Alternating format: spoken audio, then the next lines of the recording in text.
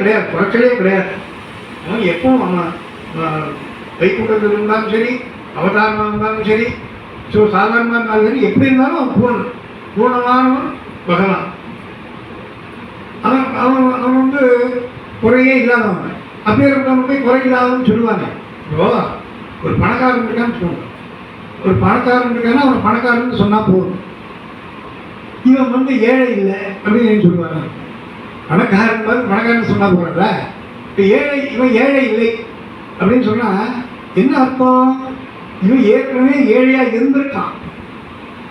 ஏழையாக இருந்து இப்போ அந்த இதே பார்த்தீங்கன்னா தெரியும், அம்பானியோட கதையில் இப்போ இருக்கிற அம்மாவுடைய அப்பா ஏழையாக தான் இருந்தார்.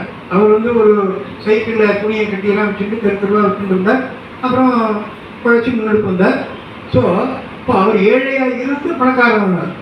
ஸோ பணக்காரன் ஆனவர் கூட அவர் பார்த்து சொல்லலாம், இவர் ஏழை இல்லைன்னு சொல்லலாம். ஏன்னா ஏழையாக இருந்தவர், அதனால் இப்போ ஏழை. ஆனால் இது அதே அவன் பிள்ளைக்கு பிறந்தது. ஏன்னா பிறக்கும்போதே பணக்காரன், அதனால் அவனுக்கு பிறந்தார். அவர் போய் ஏழை இல்லைன்னு சொல்ல முடியாது. ஏன்னா அவன் பணக்காரன் தான் தெரியும். ஏன்னா அவன் பிறக்கும்போதே பணக்காரன், இவன் ஏழை இல்லைன்னு சொல்கிறான். ஆனால் அவன் அப்பா வந்து ஏழை இல்லைன்னு சொல்லலாம். இப்போ அதை போல இருக்குது. குறை ஒன்றும் இல்லைன்னா இவருக்கு ஏதோ குறை இருந்தா மாதிரியும், இவன் தான் பூர்ணமான வஸ்துவாச்சு, இவருக்கு எங்கேருந்து குறை இருக்குது, இவருக்கு எங்க குறையே இல்லாத பார்த்து குறை இல்லை அப்படின்னு சொல்லுவானே, இவன் தான் பூர்ணமான வஸ்துவாச்சு அப்படிங்கிற. அப்போ இவருக்கு ஏதோ குறை இருந்து அது தீர்ந்து போயிருக்கு. அதனால தான் ஆண்டாள் வந்து குறை இல்லாத ஒருந்தா அப்படின்னு சொல்றாங்க அப்படிங்கிற. அதுக்கு அப்போ பகவானுக்கு என்ன குறை இருக்கும் அப்படின்னா, ராமாவதாரத்தில் ஒரு குறை கொடுத்தான். அவன் வந்து சமதிருஷ்டியாக இருக்கக்கூடிய சமதிருஷ்டி. நமக்கு பகவத்கீதை பேசிட்டு இருக்கோம். அந்த சமதிருஷ்டிக்கு ஒரே உதாரணம் சொல்லணும்னா ராமனை தான் சொல்லணும். ராமன் தான் வந்து சமதிருஷ்டிக்கு சிறந்த உதாரணம். சமதிருஷ்டினா சுகம் வந்தாலும் சரி, துக்கம் வந்தாலும் சரி, ஒரே மாதிரி பார்க்கறது. நாம் வந்து துக்கம் வந்தால் துவண்டு போயிடுவோம், சுகம் வந்தால் ஆளுடுவோம் இல்லையா?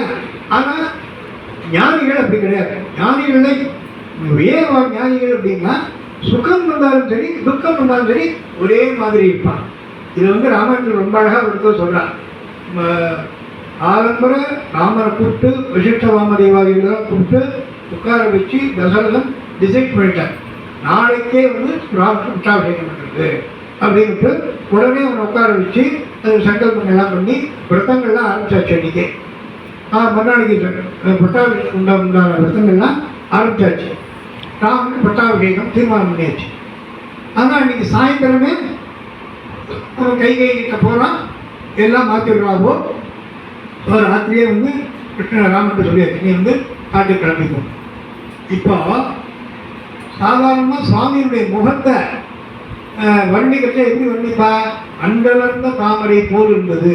பகவானுடைய முகமே வந்து எப்பவும் தாமரை மாதிரி மலர்ந்து இருந்தது அப்படின்னு. அண்டலர்ந்த தாமரை அப்படின்னு வர்ணிக்கிறது உண்டு. எல்லாருக்கும் அப்படிதான் வர்ணிப்பாங்க. பகவானுடைய பாதங்களையோ முகத்தையோ வர்ணிக்கிட்டு தாமரைன்னு வர்ணிக்கிறது. இப்போ தாமரைக்கு ஒரு தோஷம் இருக்கு. என்னன்னா, அந்த தாமரை என்ன ஆகும், காலையில் சூரியன் வரைச்சே நல்லா மலரும். சாயந்தரம் சூரியன் மறைஞ்சிருச்சுன்னா திருப்பி முடியும் தொடர்ந்துகள் தூங்கிடும். ஸோ அப்போ ராமனுடைய முகம் அப்படி காலையில் பட்டாபிஷேகம் சொன்ன உடனே மலர்ந்து இருந்தது. இப்போ கைகை பட்டம் இல்லை உடனே தொடர்ந்து போயிடுதா அப்படின்னா இல்லையா? அதுக்கு தான் கம்பர் என்ன கம்பர் பண்ணார், சித்திரத்து அன்ன தாமரை அப்படிங்கிறார். சித்திரத்து அன்ன தாமரை ஒரு டிராயிங் எழுதிருக்கோன்னு சொல்லுவோம். தாமரை பூ வரைஞ்சிருக்கும். அது சூரியன் வந்தாலும் சரி மறைந்தாலும் சரி அப்படியே தான் இருக்குது. அது ஒன்றும் மலரும் போகிறதில்லை, பூவியும் போகிறதில்லை. அதை போல இருந்தது ராமனுடைய முகங்கிறார். ராமனுடைய முகம் அவ்வளோ அப்படி என்ன எப்போ காலையில் இது பட்டாபிஷேகம் சொன்னோடனே எப்படி இருந்ததோ மலர்ந்த முகம், அதே மலர்ந்த முகம் தான் குழந்தை பட்டாபிஷேகம் கிடையாது, ராத்திரி காட்டுக்கு போகணும்னு சொல்லும்போதும் அதே மலர்ந்த முகம் தான் இருந்தது அப்படின்னு கம்பர். எதுன்னு சொல்கிறேன், பின்னாடி கீதையில் சுவாமி வந்து இந்த மாதிரி எது துக்கம் வந்தாலும் சுக்கம் வந்தாலும் ஒரே மாதிரி இருக்கணும்னு பின்னாடி கீதையில் அவருக்கு அட்வைஸ் பண்ணுறான். அவன் எப்படி அந்த யோகிதை வந்ததுன்னா முன்னாடியே நடத்தி காட்டிட்டான். நாம் அட்வைஸ் தான் பண்ணுவோம், எப்படி நடத்தி காட்ட மாட்டோம். பகவானுக்கு நம்ம தான் வித்தியாசம். நிறைய பேசுவோம், ஆனால் நடைமுறையில் விட்டுருவோம். பகவான் வந்து இப்போ நாமாவதாரத்தில் எல்லாத்தையும் நடத்தி காட்டிட்டான். பின்னாடி கீதையில் என்னென்ன சொல்ல போகிறானோ அது அத்தனையும் நடத்தி காட்டிட்டான். அக்னி நடத்தி காட்டி அப்புறம் தான் உபதேசம் பண்ணுறாங்க. நமக்கு அதுக்கும் அவங்க ரொம்ப தான் வித்தியாசம். அப்பேற்பட்ட ராமன் அப்பேற்பட்ட ராமனுக்கு எங்கேயாவது குறை இருக்குமா அப்படிங்கிறது தான் இங்கே கேள்வி. இப்போ பெரியவா என்ன சொல்றா, இருங்க அவனுக்கு என்ன குறை கொடுத்து ராமனுக்கு அப்படின்னா, ராமர் பட்டாபிஷேகத்தில் தான் குறை கொடுப்பான். என்னன்னா ராமர் பட்டாபிஷேகம் பண்ணுறச்ச இவர் வசிஷ்டர் வந்து இந்த மகுடத்தை வச்சு இது பண்ணுறார், பட்டாபிஷேகம் பண்ணுறார். அப்போது அதை வந்து வால்மீகி வர்ணிக்கிறார். வர்ணிச்சுன்னு வச்ச அந்த அயோத்தியா கோஷம் தேசம் முழுக்க அப்படியே கோலாகலமாக இருந்தது. அந்த கோலாகலம் வந்து எப்படி இருந்ததுன்னா இந்தனுடைய அமராவதி பட்டம் மாதிரி கோலாகலமாக இருந்தது. ரொம்ப ஷைனிங் இது வெளிச்சம்லாம் இருக்குது அப்படின்னு நிறைய வர்ணிக்கிறேன். அப்படி அதனால அமராவதி பட்டத்தை கம்பேர் பண்ணிட்டு இருக்கோம். அதுக்கப்புறம் என்ன சொல்ற, வசவோ வாசவம் யதா அப்படின்ற ஒரு வாக்கியம் இருக்காங்க. என்ன அர்த்தம்னா, இங்கே வந்து ராமனுக்கு பட்டாபிஷேகம் பண்ணுறச்சு அங்கே 8 ரிஷிகள் சேர்ந்து பட்டாபிஷேகம் பண்ணாங்க. மகானுடைய பேரை வசிஷ்டர், வாமதேவர், ஜாபாலி, ஆட்சபர், காத்தியாயனர், சுஜன்யர், கௌதமர், விஜயர் அப்படின்னு 8 ரிஷிகள், 8 மகரிஷிகள் சேர்ந்து பகவானுக்கு அபிஷேகம் பண்ணுறான். இதைத்தான் வால்மீகி என்ன சொல்றார், வசவோ வாசவம் யதா அப்படின்னா, அதாவது தேவலோகத்தில் இந்திரனை உட்கார வச்சு 8 வசுக்கள் அபிஷேகம் பண்ணினா அதை போல இருந்தது இங்கே 8 மகரிஷிகள் ராமனுக்கு அபிஷேகம் பண்ணினா அப்படின்னு சொல்லிட்டேன். இதுதான் ராமனுக்கு குறையப்பட்டது. என்னன்னா போய் அந்த இந்திரனோட போய் என்னை கம்பேர் பண்ணாங்க. 8 வசுக்கள் சரி, 8 ரிஷிகள் சரி, ஓகே. அந்த இந்திரனோட அந்த இந்திரன் பண்ணின பட்டாபிஷேகம் மாதிரி என்னுடைய பட்டாபிஷேகம்ட்டு இந்திரனோட கம்பேர் பண்ணாலே. ஏன்னா ரகுபதி ராகவ ராஜாராம் பதித பாவன சீதாராம் அப்படின்னு கொண்டாடும்.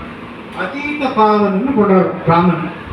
ஏன் அவனை பத்தித பாவனன்னா, அவன் வந்து விஸ்வாமித்திர ரிஷி ராமன் அழிச்சுட்டு மனத்தில் வந்துட்டு இருக்க. அப்போ ஒரு இடத்துல ஒரு கல் கிடக்கு, அந்த கல் மேலே இவனுடைய பாதம் படுறது, உடனே அது அகலியாக மாறிவிடும். அப்போ விருத்தாந்தங்கள்லாம் இவர் சொல்கிறார், விஸ்வாமித்திரன் ராமன் சொல்கிறார், இந்த கல் யார் எப்படினாச்சு அப்படின்னு. இந்த அகலிகை கதையை நமக்கு தெரியும். அகலிகை பதித்தை, அப்படியே பதித்தான்னா கெட்டு போனவள், குற்றம் பண்ணினவள் அப்படிங்கிற மாதிரி அர்த்தம். இந்த பதித்தன், அந்த பதித்தமாக இருந்த அந்த அகலியை பாவனமாக்கிட்டான் பகவான், பாவனமாக்கிட்டான். அந்த பதித்தைய அந்த கல் மேலே இவனுடைய கால் பட்டதுனால அவன் பாவனமாகிட்டான். அவன் பாவனமாகி அதுக்கப்புறம் வந்து இவரோட கௌதமோட சேர்த்து வச்சுட்டான். கௌதமோட சேர்த்து வச்சு அதுக்கப்புறம் வந்து ராமன் கிளம்பி போய் சீதா கல்யாணம் நடக்குது. அதனால பதித்த பாவனை சீதாராம். சீதாராம் ஏன் சொல்லுதுன்னா, பதித்த பாவனை முடிஞ்சவங்க சீதாராம் ஆகிடுறாங்க. அகலியை பத்திதையா இருந்தால் பாவன் மாக்கினா சீதை கல்யாணம் பண்ணான். அந்த பதித்த பாவனை சீதாராம், அந்த நாமாவிலே அழகாக அமைஞ்சிருக்கிறது. அந்த மாதிரி இது வந்து இது ஓகே. ஆனால் இவ பதித்தை யாருக்கு காரணம் யாரு? இந்திரன். அவனுடைய கேவலமான ஒரு குணத்தினால்தான் இவன் பதித்தையான. ஸோ எந்த பதித்தையை நான் பாவனமாக்கியிருக்கேன், பாவனமாக்கி என்ன பதித்தையை ஆகிய அந்த இந்திரனோட கம்பேர் பண்ணிட்டாலே. பெரியவா அழகு இதெல்லாம், பெரியவாளோட வார்த்தைகள்லாம் என்கிட்ட ஒன்றுமே கிடையாது. அவ்வளோ அழகாக சொல்லியிருக்கான். அந்த பதித்த ஆகிறதுக்கு காரணமாக இருந்த இந்திரனோட என்ன போய் கம்பேர் பண்ணிட்டாலே வா அப்படின்ட்டு ஒரு குறையும். அதுவும் மாத்திரம் இல்லாமல் ராமராவண யுத்தத்தில் என்ன பண்ணா, சுவாமி இந்திரஜித்து வரான், ராவனுடைய பிள்ளை. அந்த இந்திரஜித்தோடு தான் போர் பண்ண, லக்ஷ்மணனுக்கு நீ பார்த்துக்கோ அப்படின்ட்டான். அப்புறம் லக்ஷ்மணனுக்கும் இந்திரனுக்கும் சண்டை நடக்கிறது. இது இந்திரஜித்துக்கும் சண்டை நடக்கிறது. இந்திரஜித் செத்து போயிடான். இப்போ இந்த இந்திரஜித் அப்படின்னு அவனுக்கு ஏன் பேர் வந்ததுன்னா, அவனுக்கு வேற ஏதோ பேர் ஞாபகம், அவனுக்கு வேற ஏதோ ஒரிஜினல் நேம் அவன் ஆக்சுவலாக. ஆனால் நான் மேகநாத், அதே போல் கண்டவைகள் கூட வரும், கந்தபுராணங்கள் கூட வரும் மேகநாத். அதுபோல் அவன் வந்து அவன் இந்திரன் ஜெயிச்சதுனால அவனுக்கு இந்திரஜித்து பேர். அவனுடைய பிள்ளைய இந்திரன் ஜெயிச்சிருக்கான், அதனால இந்திரனுடைய பிள்ளை இந்திரனுடைய ஜெயிக்கிறதுனால அவன் இந்திரஜித். இப்போ அந்த இந்திரஜித்தை நான் கூட வதம் பண்ணேன், லக்ஷ்மணன் தான் வதம் பண்ணியிருக்கான். லக்ஷ்மணன் எந்த எந்த இந்திரஜித்து ஜெயிச்சான், இந்திரஜித்து இந்திரன் ஜெயிச்சிருக்கான். ஸோ என் தம்பி கிட்ட தோத்து போனோம்னு என்ன கம்பேர் பண்ணி விட்டானு. என் தம்பி கிட்ட தோத்து போனோம் இந்திரஜித், அவன்கிட்ட தோத்து போனோம் இந்திரன், அவனோட போய் என்ன கம்பேர் பண்ணிட்டாரு அப்படின்னு சுவாமிக்கு ஒரு குறை. இந்த குறையோட ராமாவதாரத்தை முடிச்சு விட்டா, அதுக்கப்புறம் இந்த குறையை கொண்டு வந்து கிருஷ்ணாவதாரத்தில் தீர்த்துக்கிறான். எப்படி தீர்த்துக்கிறான் அப்படிங்கிறது தான் இந்த கோகுலம். அதாவது கோகுலத்தில் இருக்கும்போது இந்திரனுக்கு ஒரு மகா கர்வம் வருது. இதை போல தான் தன்னால்தான் வந்து உலகத்தையே காப்பாற்ற முடியும், தான் மழை பெய்யறதுனால பெய்ய விளையிறது, இந்த ஜீவராசிகள்லாம் வாழறது இல்லை தன்னால தான், தான் தான் எல்லாத்துக்குமே ஆதாரம் அப்படிங்கிற மாதிரி அவனுக்கு ஒரு கர்வம் இல்லை. பகவானுக்கு தெரியாத அவன் புரிஞ்சு ஸோ இன்னபடியே கர்வத்தை அடக்கணும் அப்படின்னு விட்டு தீர்மானம் பண்ணான். அதுக்காக என்ன பண்ணால், இங்கே கோகுலத்தில் வந்து வருஷா வருஷம் வந்து இந்த இந்திர விழா, இந்த நம்ம இதெல்லாம் கூட இருக்குது, தமிழ் சிலப்பதிகாரங்கள் பார்த்தீங்கன்னா கூட இந்திர விழான்னு கொண்டாடுறது அந்த காலத்தில் ஒரு சிறப்பாக இருக்குது. இந்திர விழா அது வந்து கோகுலத்தில் அவள் கொண்டாடிட்டு இருக்கான். ஏன்னா அவள் வந்து பொருத்தமான விஷயம் தான், இந்த கொண்டாடுறது ஒன்று பிடிச்சதுலாம் இல்லை, பொருத்தமான விஷயம் தான். ஏன்னா வந்து கோகுலத்தில் இருக்கிறவர்களுக்கெல்லாம் பொருளாதாரமே வந்து இதுதான், மாடு தான், மாடு பசு, அந்த அதனுடைய தயிர் பால் இதெல்லாம் வச்சு தான் அவளுடைய ஜீவன் நடந்துருக்கு. அவளுக்கு மாடு தான் வரணும், அந்த மாடுக்கு நல்ல தீவனம் வேணும்னா நல்ல விளைச்சல் இருக்கணும், இந்த நல்ல விளைச்சல் வேணும்னா நல்ல மழை பெய்யணும். ஸோ அவன் ஆதாரம் வந்து இந்திரனுடைய கருணையினால் மழை பெய்யுறது. அதனால ரொம்ப வருஷம் அவனுக்கு இந்திரனுக்கு விழா இருக்கும், அவனுக்கு நன்றி செலுத்துவோம் அப்படின்னு விட்டு அதை பண்ணிட்டு இருக்கான்.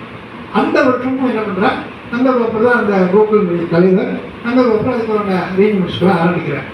அப்போது கிருஷ்ணன் கேட்குறான், இந்த மாதிரி ஏன் வந்து இந்திரனுக்கு விழா கொண்டாடுறேன். அவன் வந்து இதை போல சொல்கிறான் எல்லாம். உடனே நீங்கள் அதெல்லாம் அது வந்து இந்திரனுடைய டியூட்டி, மழை பெய்ய வேண்டியது இந்திரனுக்கு பகவான் கொடுத்துருக்கான், அந்த டியூட்டியை அவன் பெய்ஞ்சுட்டு இருக்கான். அதனால் நீ வந்து அவனால உங்களோட வேண்டாம், இந்த கோவர்தனகிரி இருக்க அதுதான் மேகங்கள் தடுத்து நமக்கு மழையை கொடுக்குறது. அதனால் இதெல்லாம் கரெக்டாக தப்பாலாம் பார்த்தா ஒன்றும் சொல்லக்கூடாது, ஆனால் கன்வின்ஸ் பண்ணணும் சுவாமி. ஏன்னா இந்திரனுக்கு உணர வைக்கணும், அதுக்காக தப்பாக ரைட்டாங்கிறதுலாம் வேறு விஷயம். இந்திரனை விட்டு கோவர்தனகிரிக்கு போய் இது பண்ணலாமா அப்படின்னு, ஸோ கோவர்தனகிரிக்கு பூஜை பண்ணலாம் அப்படின்னு விட்டு சுவாமி சொல்கிறான். அங்கே சுவாமி சொல்லிட்டா ரெண்டாவது விக்கிரமே கிடையாது கோகுலத்தில்.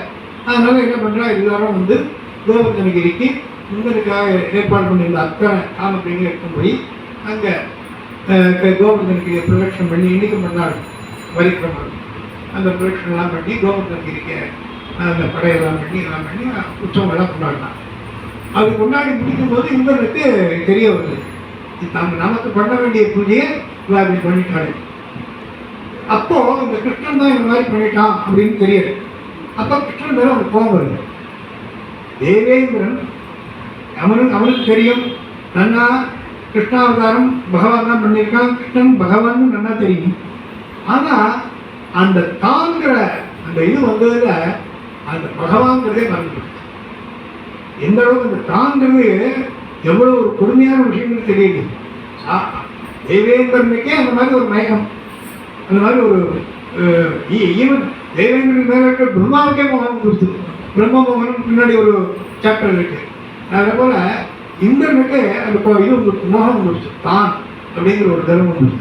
அதனால் இந்த கிருஷ்ணனையும் இந்த கோகுலத்தையும் நான் அழிச்சு விடுறேன் அப்படின்னு ஒரே 7-8 நாள் பெய்ய வேண்டிய மழையை ஒரே நாளில் பெய்கிற அளவுக்கு 7 நாள் மழையை பெய்ய வச்சோம். மேகங்கள் அவனுடைய அதிகாரத்தில் இருக்கு, அதனால் ஏகப்பட்ட இது பண்ணி வச்சான்.